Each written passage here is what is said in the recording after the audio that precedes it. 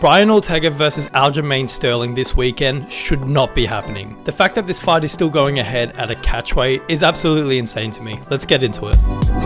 Pour one out for my boy Brian Ortega, man. He's finished. If you guys don't know, there was a video earlier today that came out of Brian Ortega at the weigh-ins, and let's just say he does not look good, man. He looks like a fish when you take it out of the water and just leave it there for a couple minutes. Brian Ortega is notorious for missing weight. We all know this. We knew that going into this fight. He missed weight in his last fight against Diego Lopez, and throughout his career, he's had a bit of an issue making the featherweight limit, which is 145 pounds. He weighed in earlier today looking like absolute death. I would argue that this looked worse than Conor McGregor at featherweight, because when Conor would make weight, he would still have energy. I'm not lying when I say this. Brian Ortega looked like a straight up zombie walking up to the scales. How can you beat Aljamain Sterling and still kind of take this fight seriously when you're doing a face-off with the guy and your opponent barely has enough energy to keep his eyes open? Even though they moved this fight up to a catch weight of like 155 pounds, even after he weighed in, he still looked really bad. One thing a lot of people are overlooking is yesterday at the media day, he was asked why he didn't choose to move up to lightweight, and he gave a really interesting answer. He said because there was a stall in the featherweight division and basically the UFC weren't able to offer him a fight for like a year and a half or something crazy like that, that he said he wanted to move up to lightweight, and you know, they offered him a fight which he accepted, but his opponent refused. He also said it was a legend, which when I kind of think of that, the only people I can really think of that would have been his opponent would have been either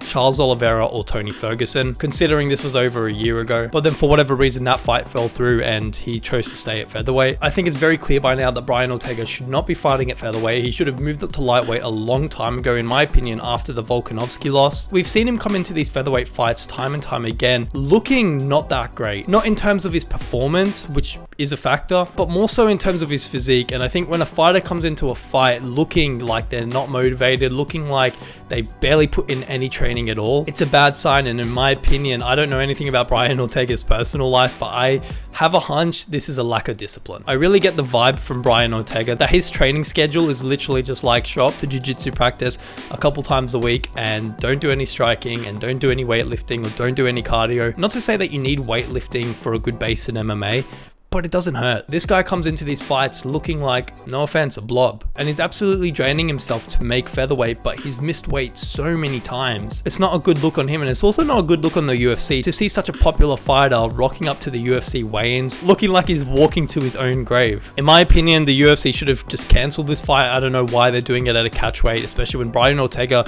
apparently was in hospital earlier today, because we all know what's going to happen. He's going to rock up to the fight and then probably get KO'd or very easily submitted by Sterling, and then this puts him on like a 2-fight losing streak. And then what do you do with him then? He's either going to get cut from the UFC for continuously missing weight, or I don't even know what the or is. When a fighter drains himself this much to make weight, it significantly affects their ability to take punches. So it's deeper than him just getting a loss on his record. It's seriously going to affect his health. Don't get me wrong though, I was extremely excited for this fight. To me, this was the main event. This was the people's main event. This was the fight I was most looking forward to, but I don't know if it's got that same level of excitement anymore, knowing that he's struggling extremely hard with making the weight. But yeah, those are my thoughts. Let me know what you guys think. I personally think this fight should not be happening. But yeah, make sure you guys do drop a like on this video and make sure to subscribe as well. I will see you guys in the next video.